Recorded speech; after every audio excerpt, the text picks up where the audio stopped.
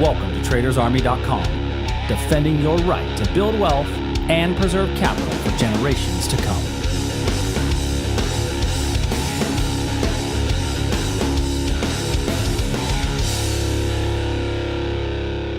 Monday, so good to me. Monday morning, it was all I hoped it would be. Hey everybody, welcome to today's edition of the Daily Market Commentary. I am your host, Chuck Fulkerson. Hope everybody had a great first NFL weekend. For those of you that are fans of American football, I know not everybody here is from the U.S., but for those of you that are fans of American football, it was our opening weekend.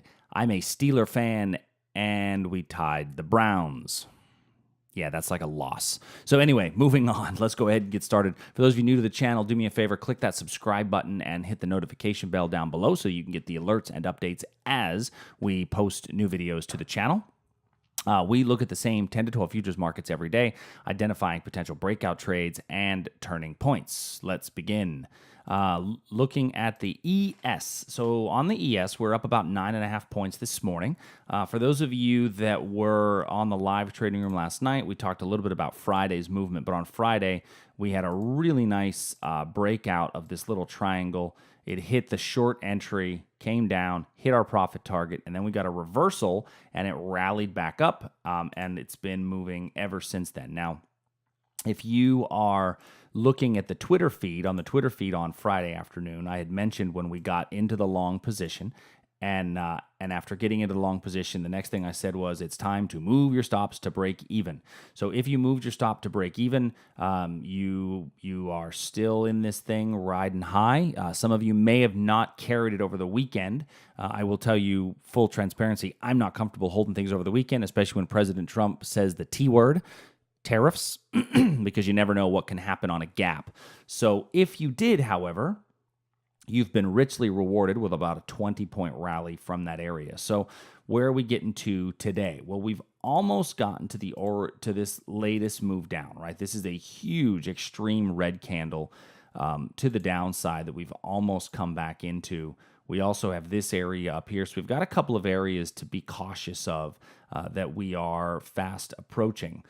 If we do hit there and come back down, how far down will we go? Well, we've got a little level in here that we could see price kind of reverse back to. This was the European market open. So anytime I see a level formed around the European open, I think it's typically going to be a pretty good area, pretty good level. For now, I don't really have anything though that I want to add that I'm confident enough that I'm going to jump in this thing. Because last week we saw a huge sell-off primarily in the tech sector. So if we see a recovery, that recovery may happen in the tech sector. So I'm looking at the NQ. Now in the NQ, I have a potential breakout above this 7,500 area. I think that this 7,500 area, we've seen a number of reversals at that 7,500 level. I think that the market sees this as a fair price value area. I see this as an area where there's probably a tremendous amount of algos and automated orders and a bunch of things ready to trigger and kick off. So a breakout above 7,500, you may see a little bit of a run from there. I'd like to see it actually base a little bit in front of that level before getting in and getting long to run that thing a bit higher. Crude oil, nothing to add in crude oil based on what we had last week. I got a little bit of a reversal area down here and one right there. But essentially, there's nothing more that I want to add. We're still kind of in between two pretty big areas in crude. Last week, we had a nice breakdown below this level here. I'm not sure how many of you were able to jump in and take that level. I know in the live trading room yesterday, a couple of our subscribers did capitalize on that and had a pretty good little run from it. So heading into this week, I think if you're a day trader, if you're a smaller term trader, there's going to be some potential reversal points down in here. Nothing that I'm in love with to jump in and pop into it. Now, one of the things about this 15-minute level, one of the reasons I'm not really jumping all on board on this is because we had a move down out of this 15-minute level, and then this upper wick here was our retest of that level. So that's one of the reasons why I'm not jumping on that for a potential short, in case you are so wondering. Gold, we have last night I was looking at it as a potential little bit of a breakdown here, but I think the quote that I used last night was once bitten, twice shy. And so I really was not confident enough doing that. And you can see why. We just kind of have meandered in that area. Now, why are we meandering? Well, we're meandering because the big picture is going sideways. Right? When I've got a 4-hour chart that's just chopping along sideways, it's going to be a heck of a lot harder to really get any traction and get any movement.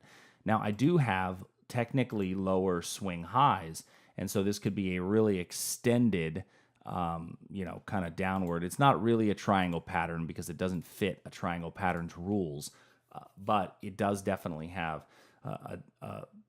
a distinct downward slope. However, like if I were to rate this on you think about, I typically have a scale in my head, right? +3 is very bullish. -3 is very bearish. 0 is neutral. I would rate this as a -1, right? It's bearish, but it's mildly bearish to say the least. So I just don't think it's worth jumping in and taking a trade.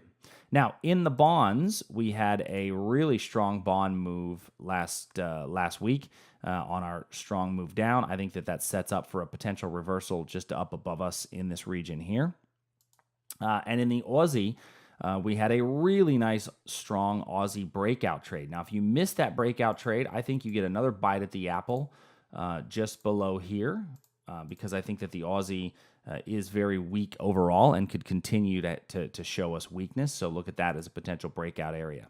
In the euro last night, I talked about a potential breakout below here, but we actually set up an alert before it. So based on the arrival into it and the pivot that we had just before the breakdown, it may or may not have fit your risk parameters on how you set those trades up. I'm not a huge fan of that little pivot there just before. I like to see it base before, but not necessarily to have a pivot just before that breakdown. Although if you got in and you got stopped out for a small loss, that's really a very small loss and it's going to be okay. But that's part of the reason why I use alerts. Canadian dollar, I'm in between my two levels on the Canadian dollar for an area and opportunity. Let's take our last and certainly not least. Great British Pound and Japanese Yen. I mean, really, if you look at these, they both of them are between levels. Both of them are chopping sideways. I am not interested in a sideways market. I just don't think it's worth taking the risk to try to force a trade in these sideways markets. So I see a fairly slow Monday in my future. I don't see a whole lot of me jumping into because what I don't want to do is force a trade.